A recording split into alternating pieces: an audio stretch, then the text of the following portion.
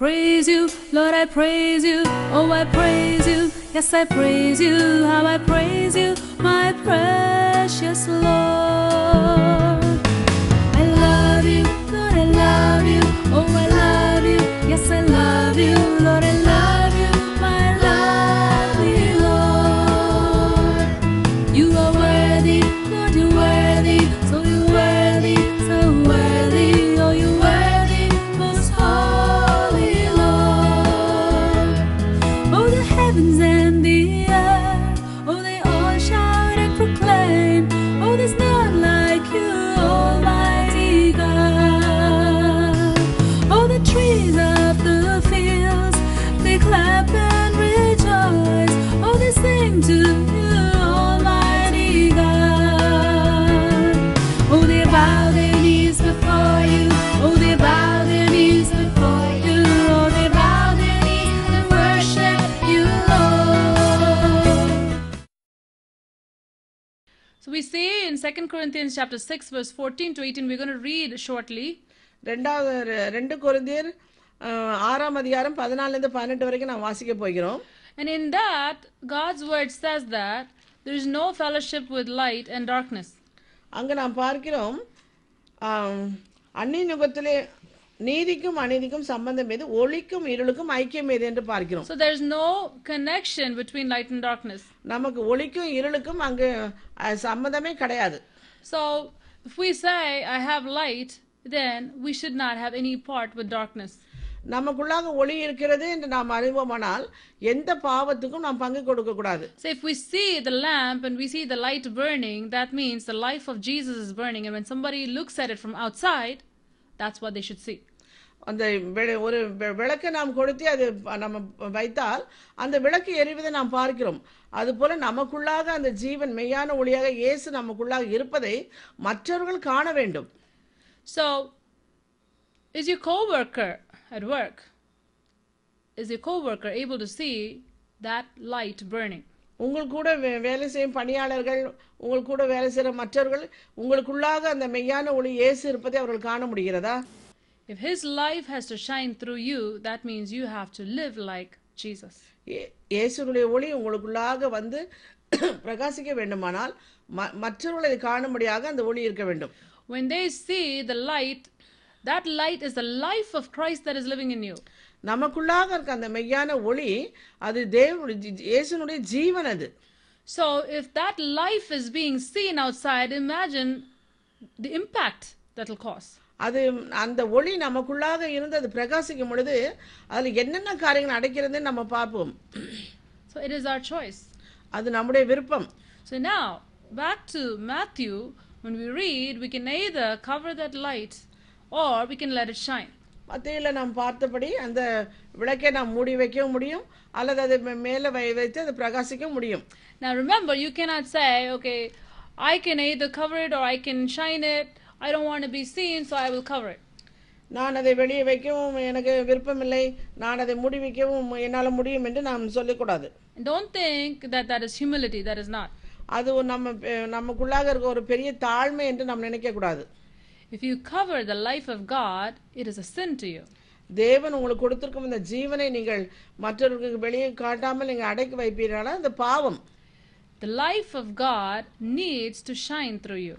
தேவனுடைய மொழி நமக்குள்ளாக வந்த பிறகு அது கண்டிப்பாக பிரகாசிக்க ஆரம்பிக்கும். You know why?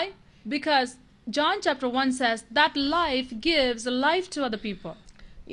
யோவான் 1ஆம் அதிகாரத்தில் நாம் பார்க்கிறோம் அந்த ஒளி பிரகாசிக்கிறது என்று நாம் பார்க்கிறோம். And that life actually gives life to other people. அந்த ஒளி மற்றவர்களுக்கு ஒளி ஜீவன் தருகிறது என்று பார்க்கிறோம். It is like the candle. You take one candle and you light another candle with it. You light another candle with it. You light another candle with it.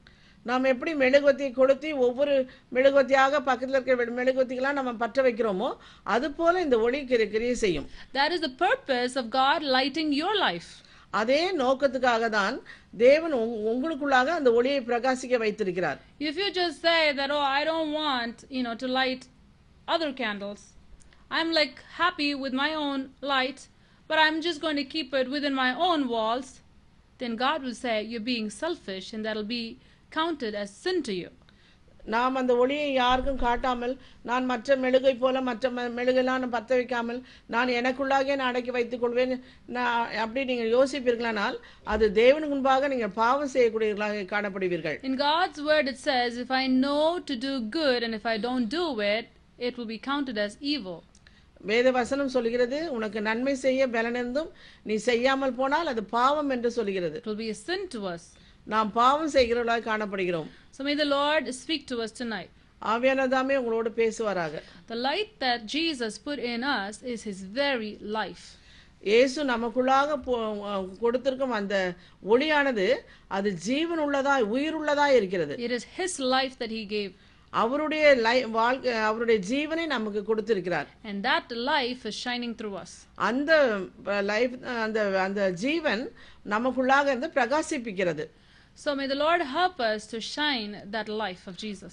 அந்த ஒளியை நாம் பெற்றவர்களாகிய நாம் அவருக்காக பிரகாசிக்க நமக்கு உதவி செய்வாராக. That means அது என்னவென்றால், when we see the life of Jesus shining in one person, that is going to show the next person, oh, the life of Jesus produces the fruit of the Spirit, that is patience, love, joy, peace, and so on. நாம் ஒருவரை பார்க்கும் பொழுது அவர்களுக்குள்ளாக மாற்றங்கள் காணப்படுகிறது. அவர்களுக்குள்ளாக அன்பு, கோபம் வராத காரியங்கள், ஆவியின் கனிகள் எல்லாம் நிறைந்து காணப்படுகிறது என்று நாம் அவரை கவனிக்கிறோம். The person who is working with them will know this person has something different. He has something that I don't have. உங்களோட வேலை செய்கிற மற்றவர் பார்ப்பார்கள், நம்மை போல அவர்கள் இல்லையே, வித்தியாசமாய் காணப்படுகிறார்களே, மிகுந்த பொறுமையுடையவர்களாய் காணப்படுகிறார்களே, அன்புடையவர்களாய் காணப்படுகிறார்களே, சாந்தமுடையவர்களாய் காணப்படுகிறார்களே, ஏதோ ஒரு வித்தியாசம் காணப்படுகிறது அவர்கள் கவனிக்கிறார்கள். And they will see the life of Jesus, the holiness of Jesus, the love of Jesus, the compassion of Jesus. இயேசுனுடைய மனதுருக்கம், இயேசுனுடைய அன்பு, இயேசுனுடைய சாந்தம் எல்லாவற்றையும் நம்முடைய வாழ்க்கையிலே அவர்கள் காண்கிறார்கள். That will flow through us. அந்த காரியங்கள் நம்ம உள்ளத்திலிருந்து வெளியே கொண்டு வரும். That is shining his life. அதுதான் தேவனுடைய ஒளி நம்ம மூலமாய் பிரகாசிக்கிறது. We don't hide it. அதை நாம் மறைத்து வைக்க முடியாது. I don't go to work just to work and come home. நான் ஏதோ வேலைக்கு போய் அப்படியே இருந்துட்டு வருகிறது போல இல்ல. If we go to work just to work and come home, then I'm not shining my light. சாதாரணமா நம்ம வேலைக்கு போயிட்டு வீட்டுக்கு வந்து நம்ம அப்படியே இருப்பது அது தேவனுடைய ஒளியை நாம் பிரகாசிக்கிறது அல்ல. But if the life of God is shining through us, then it will draw people to Jesus Christ. நம்முடைய ஒளி மற்றவர்களை பிரகாசிப்பிக்கிறதுனால் நாம் மற்றவர்களையும் இயேசுவினிடத்தில் அழைத்து கொண்டு வருகிறவர்களாய் காணப்பட வேண்டும். And at this point, what the Holy Spirit was showing me from these verses was, it's not just doing some charity work or giving some money. இங்கு நாம் காணப்படுவது போல நாம் ஏதோ உதாரணத்துவமாக மற்றவர்களுக்கு உதவி செய்வது, ஏழைகளுக்கு இறங்குவது, பண உதவி செய்வது, துணி உதவி செய்வது, அந்த மாதிரி காரியங்கள் அல்ல. That flows from that, but that's not the main thing. அது நமக்கு இயேசு உள்ள வந்தவுடனே அந்த காரியங்கள் நமக்கு வந்துவிடும். ஆனால் அது முக்கியமான காரியம் அல்ல. It talks about the very life of Jesus. நாம் இங்கே பார்க்கிறோம், இயேசுனுடைய ஜீவனை குறித்து அது பேசக்கூடியதா இருக்கிறது. The very life of Jesus should be seen through us, because that is what he put in us. நம்மை காண்கிறவர்கள் இயேசுவை காணக்கூடியதாக நம்முடைய வாழ்க்கை மாறிவிடும். So may the Lord help us. தேவன் இந்த காரியத்துக்கு நமக்கு உதவி செய்வாராக. The second thing is that we can turn that light off. இரண்டாவது காரியமாக நாம் பார்க்கிறோம், அந்த விளக்கை நாம் அணைத்து விடவும் நம்மளால முடியும். We have every right to snuff that light off. அந்த லைட்டை நம்ம அணைத்து விட நம்மளால முடியும். The only way to bring darkness back is to put the light off. அந்த இருளை நாம் லைட்டை போடாமே இருந்து நம்ம இருளோடயே நம்ம இருக்கவும் முடியும் நம்மளால. So the Holy Spirit says that if you want your light to shine and not to snuff it out, that means you cannot have any part with darkness. ஆவியானவர் சொல்கிறார், உனக்கு வெளிச்சம் வேண்டும் என்று வேண்டுமானால் நீ இருளோடு பாவத்தோடு எந்த ஐக்கியமும் உனக்கு இருக்கக்கூடாது. Sin is the only thing that will snuff that light off. பாவம் நமக்கு வந்துவிட்டால் இயேசுவின் ஒளி, அவருடைய ஜீவன் நம்மை விட்டு வெளியே போய்விடும். Let's read 2 Corinthians chapter 6. 2 கொரிந்தியர் 6ஆம் அதிகாரம் verse 14 to 18. 14ஆம் வசனத்திலிருந்து 18ஆம் வசனம் வரைக்கும் நாம் பார்ப்போம். Be ye not unequally yoked together with unbelievers. For what fellowship hath righteousness with unrighteousness? And what communion hath light with darkness? And what concord hath Christ with Belial? Or what part hath he that believeth with an infidel? Verse 16, and what agreement hath the temple of God with idols? For ye are the temple of the living God, and God hath said, I will dwell in them and walk in them, and I will be their God, and they shall be my people. Verse 17, wherefore come out from among them, and be ye separate, says the Lord, and touch not the unclean thing, and I will receive you. Verse 18, I will be a father unto you, and ye shall be my sons and daughters, says the Almighty God. 2 கொரிந்தியர் 6ஆம் அதிகாரம் 14ஆம் வசனத்திலிருந்து 18ஆம் வசனம் வரை. அந்நிய நுகத்திலே அவிசுவாசிகளுடன் பிணைக்கப்படாதிருப்பீர்களாக. நீதிக்கும் அநீதிக்கும் சம்பந்தம் ஏது? ஒளிக்கும் இருளுக்கும் ஐக்கியம் ஏது? கிறிஸ்துவுக்கும் பேலியாளிக்கும் இசைவேது? விசுவாசியுடனே விசுவாசிக்கு பங்கேது? தேவனுடைய ஆலயத்துக்கும் விக்கிரகங்களுக்கும் சம்பந்தம் ஏது? நான் அவர்களுக்குள்ளே வாசம் பண்ணி அவர்களுக்குள்ளே உலாவி அவர்கள் தேவனாயிருப்பேன், அவர்கள் என் ஜனங்களாய் இருப்பார்கள் என்று தேவன் சொன்னபடி நீங்கள் ஜீவனுள்ள தேவனுடைய ஆலயமாய் இருக்கிறீர்களே. ஆனபடியால் நீங்கள் அவர்கள் நடுவிலிருந்து புறப்பட்டு பிரிந்து போய் அசுத்தமானதை தொடாதீர்கள் என்று கர்த்தர் சொல்கிறார். அப்பொழுது நான் உங்களை ஏற்றுக்கொண்டு உங்களுக்கு பிதாவாய் இருப்பேன், நீங்கள் எனக்கு குமாரரும் குமாரத்திகளுமாய் இருப்பீர்கள் என்று சர்வ வல்லமுள்ள கர்த்தர் சொல்கிறார். Now this is New Testament. இது புதிய ஏற்பாட்டில் இருக்க இந்த வசனங்கள். This is not somewhere in the Old Testament where we say, oh, if the Lord tells us to be separate and not to sin, that is the Old Testament. New Testament is all by grace. இது ஏதோ பழைய ஏற்பாட்டிலே நாம் பார்க்கிறோம், நாம் பாவம் செய்யக்கூடாது, தண்டனை எல்லாம் கிடைக்கும் என்று. ஆனால் இது புதிய ஏற்பாட்டில் எல்லாம் கிருபையினாலே நமக்கு கிடைக்கும், இதுக்கு புதிய அப்படி நாம் நினைக்க கூடாது. Everything is by grace. எல்லாமே கிருபையினால் தான். But do we keep that grace? ஆனால் அந்த கிருபையை நாம் பாதுகாத்துக் கொள்ள வேண்டும். Do we keep that light that Jesus Christ offered to us by grace? தேவன் நமக்கு கொடுத்திருக்கும் அந்த கிருபையை நாம் அதை பத்திரமாக பாதுகாக்க வேண்டும். The very life of God that has been put into us by the Holy Spirit brooding over us, are we keeping it?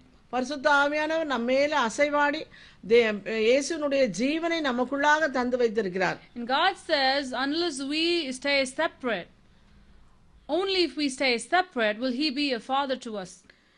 தேவன் இங்க சொல்கிறார், நீங்கள் அவர்களை விட்டு பிரிந்து போனால்தான் அவர் பிதாவாகிய தேவன் நமக்கு தகப்பனாய் இருப்பார் என்று நாம் பார்க்கிறோம். Now I said before that this is New Testament and not Old Testament for a specific reason. இதற்காக தான் நான் சொன்னேன், இது பழைய ஏற்பாடு கிடையாது, புதிய ஏற்பாட்டிலிருந்து இந்த வசனம் இருக்கிறது என்று நான் சொன்னேன். Even in the New Testament God says the same thing that he said in the Old Testament. புதிய ஏற்பாட்டிலே சொன்ன அதே வசனம் தான் பழைய ஏற்பாட்டிலும் நாம் பார்த்தோம். Light and darkness cannot coexist. வெளிச்சமும் இருளும் ஒன்றாக போக முடியாது. If I say that I have the light and I behave completely like I was in darkness, that means I don't have the light. நான் வெளிச்சமாய் இருக்கிறேன் என்று சொல்லி நான் தொடர்ந்து இருளிலே ஜீவித்துக் கொண்டிருப்பேன், ஆனால் உண்மையாக அந்த ஒளி என்னிடத்தில் இல்லை. We'll be deceiving ourselves. நம்மை நாமே நாம் ஏமாற்றிக் கொண்டிருக்கிறோம். But if we truly have the light, which is the life of God, the life of God will not cause us to sin. The life of God will not entertain sin. நமக்குள்ளாக தேவன் ஜீவன் ஒளியா இருக்கிறார், அந்த ஒளி எனக்குள்ளாக வந்தது, நான் ரட்சிக்கப்பட்டேன் என்று நாம் நினைத்து கர்த்தருக்காக ஜீவிப்போமானால் அந்த ஒளி நம்மை பாவம் செய்ய வைக்காது. The life of God will give us the power to overcome sin. அந்த பாவத்திலிருந்து அந்த பாவத்தை மேற்கொள்ள தேவனுடைய ஆவியானவர் நமக்கு பலன் தருகிறவராய் இருக்கிறார். Just like how when light enters into a room, darkness flees, when the Spirit of the Lord enters into our life, sin has to flee. எப்படி ஒரு ரூம்ல நம்ம விளக்கு போட்ட உடனே இருள் ஓடி போயிருதோ, அதே போல அந்த மெய்யான ஒளி நமக்குள்ளாக வந்த உடனே நம்மை தொடர்ந்து பிடிக்கிற சார்ந்து நிற்கிற எல்லா பாவங்களும் ஓடிவிடும். It has to go. அது கண்டிப்பா ஓடிவிடும். If it does not go, then we have to turn around and ask ourselves the question, do I really have the light in me? நாம் ஒளி வந்து விட்டது, நான் ரட்சிக்கப்பட்டேன் என்று சொல்லி தொடர்ந்து நாம் பாவத்திலே ஜீவித்துக் கொண்டிருப்போமானால் உண்மையாகவே நாம் நம்மை சோதித்து பார்க்க வேண்டும். If an adulterer continues to live an adulterous life, then we have to question what kind of a spirit you have. தொடர்ந்து விபச்சாரம் செய்கிறவர்கள் தொடர்ந்து விபச்சாரத்திலே நீடித்துக் கொண்டிருப்பீர்களானால் நீங்கள் உங்களை ஆராய்ந்து பார்க்க வேண்டும், என்ன வாழ்க்கை உங்களுக்கு இருக்கிறது என்று. Because if the light truly is in you, then darkness cannot stay. உண்மையாக மெய்யான ஒளியாக இயேசு வந்து நீங்க ரட்சிக்கப்பட்டது உண்மையானால் அந்த பாவத்திலிருந்தெல்லாம் ஒரு நிரந்தர விடுதலை உங்களுக்கு உண்டாயிருக்கும். Like it says in 2 Corinthians that our bodies are the temple of the living God. அதே தான் நாம் பார்க்கிறோம் 2வது கொரிந்தியர்ல நம்முடைய சரீரம் தேவனுடைய ஆலயம் என்று. Now it makes so much sense to us that this temple of the living God has the life of Jesus Christ, that is the light to all men. நம்முடைய சரீரமாகிய அந்த ஆலயம் ஜீவனுள்ள தேவனுடைய ஒளியை பெற்றிருப்பதனால் நாம் பிரகாசிக்கிறோம். அதை மற்றவர்கள் கண்டிப்பாக காண வேண்டும். And what they should see is not an adulterer, they should see a holy servant of God. ரட்சிக்கப்பட்ட பிறகு மற்றவர்கள் நம்மை பார்க்கும் பொழுது உண்மையாகவே நம்ம மாற்றத்தை பார்க்க வேண்டும். உண்மையாகவே அவர்கள் மாறி இருக்கிறார்கள், கர்த்தருடைய பிள்ளைகளா இருக்கிறார்கள் என்று அவர்கள் காணப்பட வேண்டும். We cannot say, oh, I am a sinner but Jesus sees me covered. நான் பாவிதான், ஆனால் அவருடைய கிருபை என்னை மூடிக்கொள்ளும் என்று நாம் தொடர்ந்து பாவத்தில் நீடிக்க கூடாது. So what does your neighbor say? நம்முடைய அயலகத்தான் நம்மை குறித்து என்ன சொல்கிறார்கள்? Jesus sees you covered and your neighbor sees you sinner. நீங்கள் தொடர்ந்து பாவத்திலே நீங்க தொடர்ந்து ஜீவிப்பதை இயேசு பார்த்துவிட்டு சும்மா இருப்பார்னு யோசிக்கிறீங்களா? We cannot deceive ourselves. நம்மை நாமே ஏமாற்றிக் கொள்ளக்கூடாது. We got to stop and see, what am I doing here? நாம் நிறுத்தி நிதானமா நம்மளை சிந்தித்து யோசித்து பார்க்க வேண்டும். நான் என்ன செய்கிறேன்? We cannot deceive God. நாம் தேவனை ஏமாற்ற முடியாது. We can deceive ourselves. நம்மை நாம் ஏமாற்றிக் கொண்டு and we can end up in hell. நாம் எந்த உதவியும் பெறாமல் இருப்போம். We can end up in hell. நாம் கடைசில நரகத்துக்கு தான் போய் சேர முடியும். But if we honestly look at ourselves, உண்மையாக நாம் நம்மை சீர்தூக்கி ஆராய்ந்து பார்த்தால் and say, Lord, I really don't have that light. ஆண்டவரே உண்மையாகவே அந்த ஒளி என்னிடத்தில் இல்லை. Lord, I need that light. அந்த வெளிச்சம் எனக்கு வேண்டும். Change my life. என்னுடைய வாழ்க்கையை மாற்றும். Lord, if your life is in me, I would not be the way I am. என்னுடைய அந்த ஒளி மெய்யான ஒளியாக நீர் என்னுடைய வாழ்க்கையில் வந்ததனால் நான் முன்பு இருந்த பழைய வாழ்க்கை நான் இருக்க மாட்டேன். Imagine Jesus is living in me, I am continuously cursing. யோசித்து பாருங்கள், இயேசு எனக்குள்ள இருக்கிறார் என்று சொல்லிவிட்டு நான் மற்றவர்களை சபித்துக் கொண்டே இருந்து திட்டிக் கொண்டே இருந்தால் எப்படி இருக்கும்? Jesus is living in me and I have that light, and can that light produce darkness? இயேசு எனக்குள்ள இருக்கிறார் என்று சொல்லி நாம் இருளை நாம் பிரகாசிக்க முடியுமா? You can say, I am the daughter of God and the son of God, but I can speak bad words, foul language. நாம் தேவனுடைய பிள்ளைகள், மகள் தேவனுடைய மனுஷி, தேவனுடைய மனிதன் என்று சொல்லும் பொழுது நாம் எந்த தவறான வார்த்தையும் நாம் பேசக்கூடாது. If we are doing that, then we have to question what is living in us first of all. நாம் அப்படி தொடர்ந்து நாம் செய்வோமானால் நாம் யோசித்து பார்க்கணும், நாம் யார் என்பதை நாம் யோசித்து பார்க்க வேண்டும். Definitely it's not Jesus living in us. உண்மையாகவே இயேசு நம்மோடு இல்லை என்பது அர்த்தம். Definitely Jesus can only produce light, he cannot produce darkness. இயேசு உண்மையாகவே ஒரு மெய்யான ஒளி, நமக்குள்ளாக ஒளியை தான் பிரகாசிக்க முடியும். If our actions are producing darkness, that means we don't have the light. நம்முடைய செயல்கள் இருளை மற்றவர்களுக்கு கொடுக்க கூடுமானால் அது மெய்யான ஒளியாக நாம் இல்லை. So we have to ask the Lord Jesus, நாம் தேவனிடத்தில் கேட்க வேண்டும், இயேசுவே, I need your light. உம்முடைய ஒளி எனக்கு வேண்டும். Lord, I need your light. ஆண்டவரே, உம்முடைய ஒளி எனக்கு வேண்டும். Lord, I'm tired of living in darkness. Please give me light. நான் இருளிலே வாழ்ந்தது போதும், எனக்கு மெய்யான ஒளியை தாரும் என்று நாம் கேட்க வேண்டும். And God is faithful, he will bring that light into your life. அவர் உண்மையுள்ளவராய் இருக்கிறார். நாம் வாயை திறந்து நாம் அவரை நோக்கி வேண்டிக் கொள்வோமானால் உண்மையாக அந்த ஒளியை நமக்கு தருவார். Like I said, in 2 Corinthians, God's word says that only if we separate ourselves from darkness can we call ourselves to be the sons and daughters of the living God, and he will be a father to us. 2 கொரிந்தியரிலே நாம் 6ஆம் அதிகாரத்திலே பார்த்தபடி ஒளிக்கும் இருளுக்கும் ஐக்கியம் எது? அதிலிருந்து நாம் விலகி நம்மை காத்து கொண்டாதான் நாம் பிதாவாகிய தேவனுக்கு குமாரரும் குமார்த்திகளுமாய் இருப்போம். So our lives has to reflect our Father. நம்முடைய ஒளி நம்முடைய பிதாவாகிய தேவனை பிரதிபலிக்க கூடியதாய் நாம் மாற வேண்டும். If we are truly the children of God, then we need to have the look of God. நாம் உண்மையாக தேவனுடைய பிள்ளைகளாய் இருப்போமானால் அவருடைய நம்மை காண்கிறவர்கள் அவரை காணக்கூடியவர்களாய் காணப்படுவோம். If you have children, you will know your children will one way or the other resemble you. நமக்கு பிள்ளைகள் இருப்பார்களானால் அந்த பிள்ளைகளை பார்த்த உடனே சொல்வார்கள் இவர்கள் உங்களை போல இருக்கிறார்கள் என்று நம்முடைய சாயல் அந்த பிள்ளைகள் இருக்கும். If we have children and the children looks like the neighbor's child, then there's something wrong. நம்முடைய பிள்ளைகளை பார்த்து இது பக்கத்து வீட்டு பிள்ளைங்க போல இருக்குன்னு சொன்னால் அது ஏதோ அங்க தவறு நடந்திருக்குன்னு அர்த்தம். That means either somebody exchanged the babies when they were babies. இல்லாவிட்டால் அவர்கள் குழந்தை பிறக்கும் பொழுது அந்த குழந்தையை மாற்றி இருந்திருப்பார்கள். That's not the child of the right parent. இல்லாவிட்டால் அது சரியான அந்த குடும்பத்தில் உள்ள பிள்ளைகள் அல்ல. So if we say that we are the children of the Lord, then we don't speak bad language. நாம் தேவனுடைய பிள்ளைகள் என்று நாம் சொல்வோமானால் எந்த கெட்ட வார்த்தைகளும் நம்முடைய வாயிலிருந்து வரக்கூடாது. We will not be watching filthy movies. அசுத்தமான சினிமா படங்களை நாம் பார்க்க கூடாது. We will not be gossiping about other people. மற்றவர்களை குறித்து நாம் குறை பேசிக் கொண்டிருப்பது, போன்ல பேசுவது, அந்த காரியத்தை எல்லாம் அவசியம் இல்லாத காரியம் செய்யக்கூடாது. We will not be entertaining people who gossip about other people. மற்றவர்களை குறித்து பேசுறவர்களை குறித்து நாம் மறுபடியும் தொடர்ந்து அவர்களோடு அதை பேசுவது அது அவசியமில்லாத காரியம். And we will not be reading filthy magazines. அசுத்தமான புத்தகங்களை நாம் படிக்க கூடாது. And we will not be reading filthy novels. அசிங்கமான நாவல் புத்தகங்களை நாம் பார்க்க கூடாது, படிக்க கூடாது. So the bottom line is darkness cannot coexist with light. முக்கியமாக நாம் அதோடைய அர்த்தம் என்னவென்றால் இருளானது ஒளியோடு ஐக்கியம் கொள்ள முடியாது. And if we live like the children of the devil, we cannot call ourselves to be sons and daughters of the Almighty God. நாம் பிசாசினுடைய பிள்ளைகளாக நாம் இருந்து அந்த காரியங்களை செய்தால் நாம் இயேசுனுடைய பிள்ளைகள், ஒளியினுடைய பிள்ளைகள் என்று நாம் சொல்ல முடியாது. Now God never says that, okay, you have all these things, so don't come near me. தேவன் சொல்வார் உனக்கு இந்த காரியங்களெல்லாம் இருக்கு, என்னிடத்தில் நீ வராத என்று சொல்ல மாட்டார். God says, separate yourself, then I will be a father to you and you can be my sons and daughters. தேவன் சொல்கிறார் இந்த காரியத்திலிருந்து உன்னை பிரித்து கொடு, உன்னை பிரித்து விடு, உன்னை வேறுபடுத்தி விடு, அப்பொழுது நான் உன்னுடைய குமாரனா குமார்த்தியா இருப்பேன் என்று அவர் சொல்கிறார். The Holy Spirit is encouraging you this night to take a step forward to come into the family of God. ஆவியானவர் உங்களை உற்சாகப்படுத்துகிறார். ஒரு படி நீங்க முன்னுக்கு வந்து தேவனுடைய பிள்ளைகளாக மாறுவதற்கு உங்களோடு பேசிக் கொண்டிருக்கிறார். If you don't have the light of God in your life, ask the Lord, Lord, let your life come into me.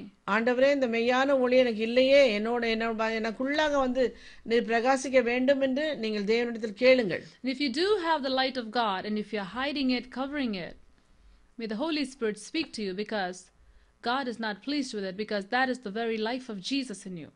அந்த ஒளியை நீங்கள் பெற்ற பிறகு அதை மூடி வைத்து அதை யாருக்கும் சொல்லாமல் மற்றவர்களை போல நீங்க ரொம்ப அமைதலாக நீங்க காணப்படுகிறானால் தேவன் உங்களை குறித்து நீங்க பாவம் செய்யக்கூடியவர்களா நீங்க மாறுகிறீர்கள். So may the Holy Spirit speak to you.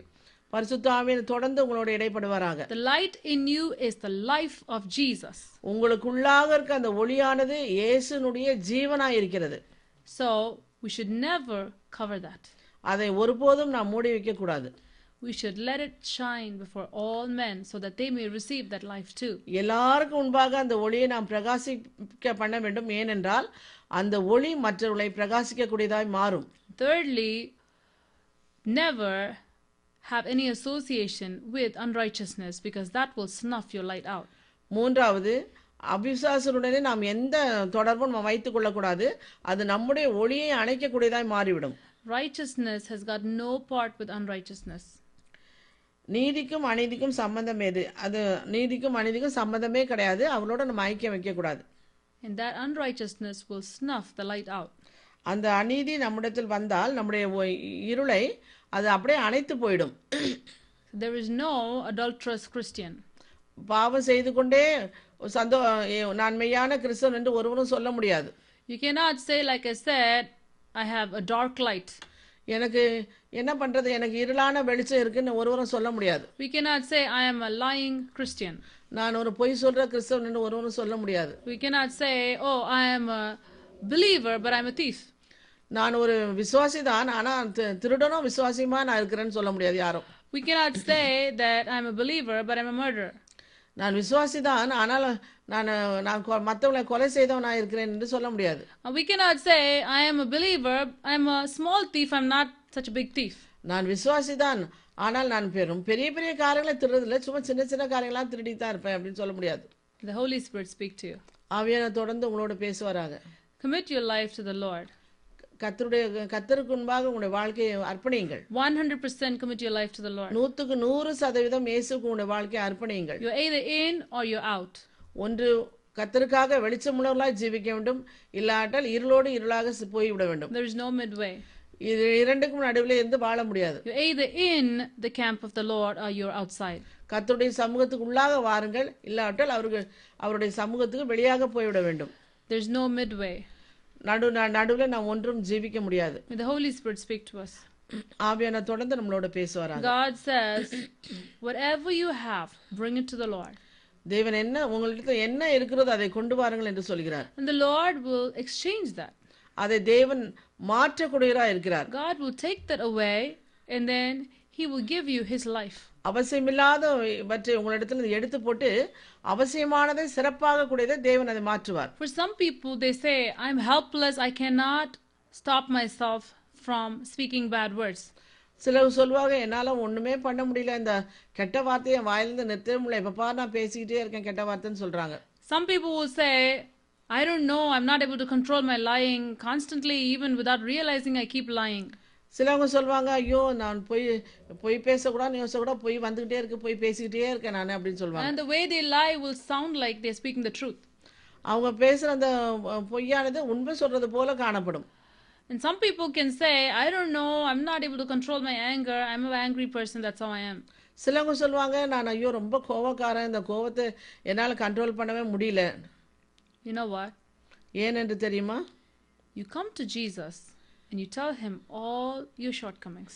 இயேசுவினிடத்தில் வந்து உங்களிடத்தில் என்னென்ன குறைகள் இருக்கோ அத்தனையும் அவரிடத்தில் சொல்லுங்கள். That is why he is there. அதற்காக தான் அவர் அங்கே இருக்கிறார். He is there to set you free from that bondage. அந்த இருளான அவசியமில்லாத காரியங்களிலிருந்து உங்களை நீக்கி விடுதலை பண்ண அவர் காத்து கொண்டிருக்கிறார். When Jesus comes into a person's life, everything changes. இயேசு உங்களுடைய வாழ்க்கைக்கு வந்துவிட்டால் எல்லா காரியங்களும் அவசியமில்லாத காரியங்கள், பாவமான காரியங்கள் எல்லாம் வேரோடு அகன்று ஓடிவிடும். Darkness flees. இருள் ஓடிவிடும். Darkness has to flee. இருள் கண்டிப்பாய் ஓடிவிடும். The light in you will be greater than the darkness out there. உங்களுக்குள்ளாக அந்த மெய்யான ஒளி வந்த உடனே உங்களுக்குள்ளாக இருந்து உங்களை ஆட்டி படைக்கிற அந்த பாவமானது, இருளானது கண்டிப்பாய் ஓடிவிடும். But one thing you must do. ஒரு காரியம் நீங்கள் செய்ய வேண்டும். 100% commit yourself to the Lord. 100% இயேசுவினிடத்தில் உங்கள் வாழ்க்கையை அர்ப்பணியுங்கள். If you like lying and if you like speaking bad words and if you like control, then Jesus cannot help you. தொடர்ந்து நாம் அர்ப்பணிக்கிறோம் ஆண்டவரேன்னு சொல்லிக்கொண்டு நாம் தொடர்ந்து பாவம் செய்து கொண்டிருப்போமானால் தேவன் கிரியை செய்ய முடியாது. We must give our control 100% to Jesus Christ. நம்முடைய இயலாமை முடியாமை 100% இயேசுவினிடத்தில் ஒப்புக் கொடுக்க வேண்டும். And the Holy Spirit will change you completely. ஆவியானவர் முழுவதுமாய் நம்மை மாற்றி விடுவார். God will change you to the extent that you will abhor lying and speaking bad words. தேவன் உங்களுக்குள்ளாக வந்து அந்த பொய் பேசுற தன்மைகள், கெட்ட வார்த்தை பேசுற தன்மைகள் எல்லாவற்றையும் வேரோட நீக்கி விடுவார். He will take that anger out of you. உங்களிடத்தில் காணப்படுகிற அந்த அவசியமற்ற கோபத்தையும் நீக்கி விடுவார். He will take the irritability out of you. உங்களுக்குள்ளாக இருக்கும் முறுமுறுக்கிற சுபாவத்தையும் அவர் எடுத்து விடுவார். He will take the jealousy out of you. மற்றவர்களால் காணப்படும் பொறாமை காரியங்களையும் எடுத்து போடுவார். He will take pride out of you. உங்களிடத்தில் காணப்படும் பெருமையும் தேவன் நீக்கி போடுவார். You need to go to the Lord and tell him, Lord, I need you. நீங்கள் தேவனிடத்தில் போய், ஆண்டவரே நீர் எனக்கு வேண்டும். Like the Holy Spirit spoke to us during worship, we have to say, Lord, I'm helpless without you. ஆராதனை நேரத்திலே ஆவியானவர் சொன்னபடி, ஆண்டவரே நீர் எனக்கு வேண்டும் என்று சொல்லுங்கள். Lord, I'm helpless without you. நீர் இல்லாமல் என்னால் ஒன்றும் செய்ய முடியாது என்று சொல்லுங்கள். And Jesus will help you. இயேசு உங்களுக்கு உதவி செய்வார். For prayer, please contact us at prayer@elbethelinternationalministries.org. That's prayer@elbethelinternationalministries.org. Or you may phone us at 001-845-360-0534. Once again, 001-845-360-0534. You may write us at El Bethel International Ministries, P.O. Box 966, Goshen, New York 10924, USA. On the web, please visit us at www.elbethelinternationalministries.org.